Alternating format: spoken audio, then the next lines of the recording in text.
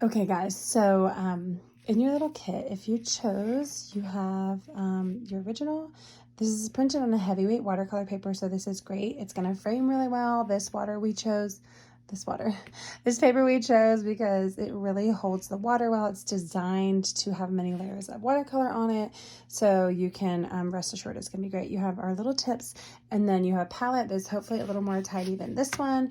The other things you're going to need is a little tray of water, a little dish of water, your paintbrush, a paper towel, and then I always like to have an extra page of paper.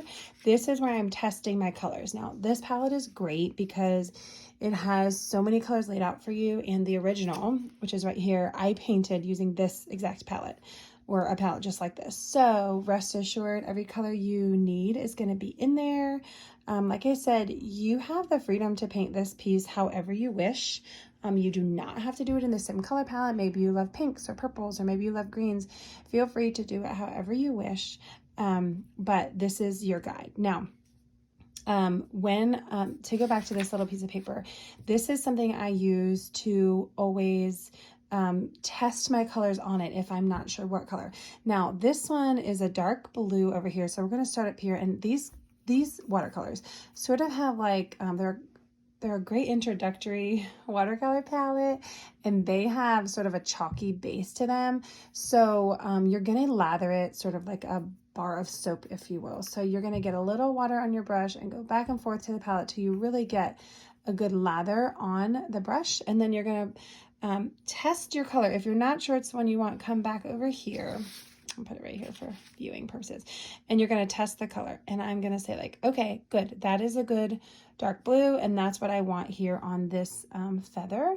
So then I'm starting up here, and I'm going to do another, I'm actually doing a second layer on this because I decided I want to shoot a video about it. Now, when you are using watercolors, layering your colors is a great way to darken it up. So the first layer that you see right here, I also used this same blue, but as I'm adding a second layer, that is where my darkening is going to happen.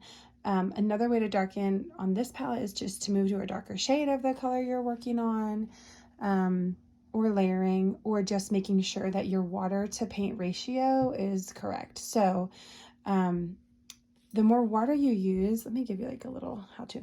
So the more water you use on a color, the lighter it's going to be. So if you look at this blue I made right here, if I want to lighten this color, I can take my brush back to my little dish and pull some of the color off of it, and then come back to this color and spread it out, and I'm going to lighten the color up. Now, adding more water is a way to lighten it up. Adding more pigment is a way to have a darker tone as well, similar to layering, okay? So if you're trying to have a lighter tone of this blue, but you're not sure, what are you gonna do? You're gonna get a little more water on your brush, get a good lather with maybe less pigment, and then you're going to test it on your paper before you take it to the canvas. Now, you might can see this is definitely a lighter tone than this blue, and the way that I achieve that is just having less water on my brush. Less pigment on my brush as I create my tones. Now, if you look at this right here, you can see, I love having this guide because it really is helping you. It's doing all the guesswork of color choosing for you. So I can see this kind of fades to like a greenish. So what I'm going to do to achieve that is I'm going to take my brush, it already has the blue on it, and I'm going to start lathering on this green right here just a little bit. I don't want to completely lose my green, my blue, but I do want to add some green as well. So because this cake is dry, I'm coming back to my dish, and I'm getting a little bit of water on there, and then I'm coming back to this green, and I'm going to kind of bounce back and forth from the green to the blue, from the green to the blue, till I think I have a teal, and let's give it a test. And I do have this beautiful teal now, and I'm going to lay this down next to the blue, and you can see that color sort of changing. You can see that's where I'm getting my color shift. I started with blue, and I'm adding that teal. And then if I want to lighten that teal up as it kind of lightens towards the end, you can see that. And I actually have some gray in there as well. But for now, we're going to lighten this teal. What am I going to do? I'm going to come back to my water and dip it in there. And I'm going to spread it on my test sheet. And I can see that's lighter than this, which is great. And I'm going to pull this all the way across. You have a great size 6 brush in this kit. So that means it's pretty small. And you can really fill in these spaces with light pressure. Now, I'm kind of bouncing around, but and I'm going to work as I talk, but when you are wanting a thin line, now if you take our watercolor class, you're going to get all of this at length. You're going to get all kinds of detail and teaching on watercolor practice and technique and fixing your mistakes and blah, blah, blah. So much incredible content in that class.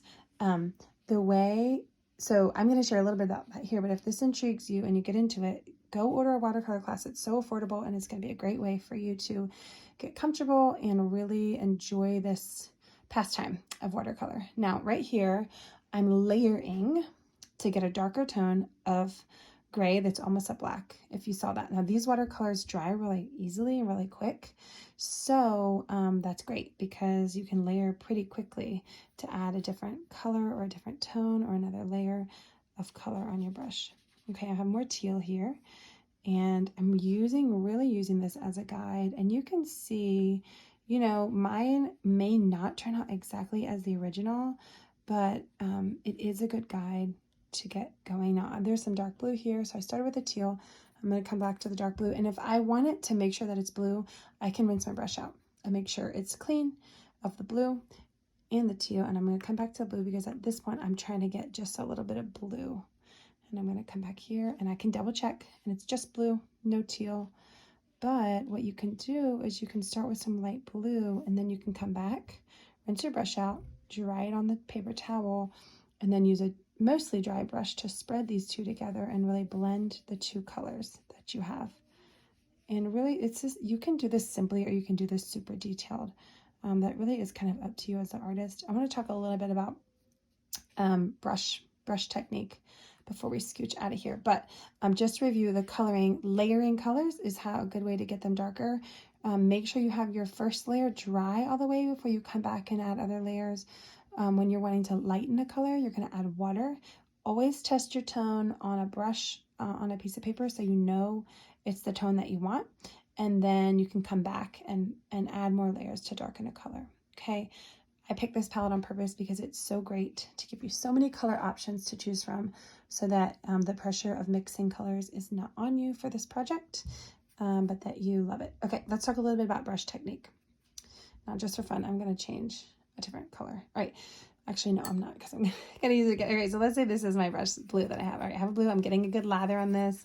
If it's not liquidy enough, you come back, add a little more water, and get back on that till it is a nice little bar of soap, if you will. Okay, so I have this on here, and this brush is your friend because there's so many things you can do with it. You can do a really thin line and you can do a thick line, and the way you're going to achieve that is by the pressure of your brush. Now, I'm holding this sort of like a pencil, a little with a loose grip, not firm. I'm loose because when you're firm, you tend to cramp up and get wiggly lines. So you're going to lose a loose grip on your paintbrush, and you are going to, if you want to get a thin line, you're going to use light pressure. Okay, so you can see I'm just using the tip of this brush, and I'm slowly moving this line across the page, and I'm getting a really, really thin line. And I'm achieving that by using just the tip of my brush, light pressure, and just the tip.